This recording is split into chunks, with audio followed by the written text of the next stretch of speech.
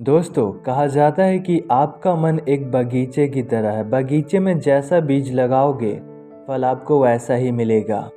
एक बौद्ध कहानी है जो अवचेतन मन की शक्ति को समझने में मदद कर सकती है। एक बार एक व्यक्ति बौद्ध भिक्षु के पास गया और उससे पूछा कि वह अपने को कैसे अधिक सकारात्मक और शांत होने के लिए प्रशिक्षित कर सकता है।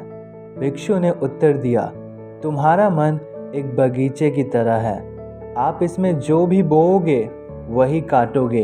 भिक्षु ने कहा, तुम अपने मन में जो भी बीज लगाओगे वही बढ़ेगा। यदि तुम सकारात्मक विचार रखोगे तो तुम्हारा मन सकारात्मकता से भर जाएगा।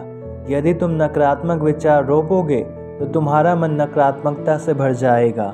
उस आदमी ने पूछा, लेकिन मैं अपने दिमाग में जो बोता हूँ उसे कैसे नियंत्रित कर सकता हूँ? कभी कभी नकारात्मक विचार बस आ जाते हैं। भिक्षु मुस्कुराया और कहा, तुम अपने मन में आने वाले हर विचार को नियंत्रित नहीं कर सकते, पर तुम उनके साथ क्या करते हो इसे नियंत्रित कर सकते हो।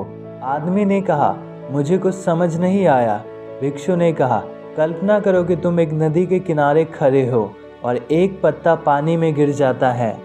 तुम इसे तैरते हुए देख सकते हो या तुम इसे उठा सकते हो और इसकी जांच कर सकते हो। इसी तरह जब तुम्हारे मन में कोई नकारात्मक विचार आता है तो तुम या तो उसे जाने दे सकते हो या उसकी जांच कर सकते हो। यदि तुम इसकी जांच करते हो तो तुम देखोगे कि यह सिर्फ एक विचार है और इसका तुम पर कोई अधिकार नहीं है। तब तुम इसे अपने मन से जाने दे सकते हो और इसके स्थान पर एक सकारात्मक विचार रोप सकते हो। उस आदमी ने मोंग की सलाह को दिल से लगाया और उस पर अमल करने लगा। समय के साथ उसने देखा कि उसका मन अधिक सकारात्मक और शांतिपूर्ण होता जा रहा था।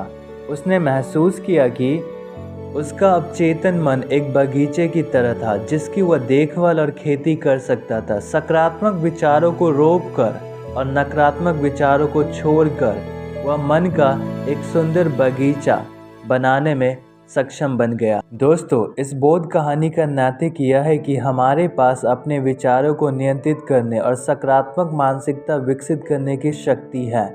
हमारा मन बगीचों की तरह है और हम उनमें जो भी बोएंगे वह बढ़ेगा। यदि हम सकारात्मक विचारों को रखेंगे तो हम अपने जीवन में सकारात्मकता को आकर्षित करेंगे, और यदि हम नकारात्मक विचारों को रोपेंगे तो हम अपने जीवन में नकारात्मकता को आकर्षित करेंगे।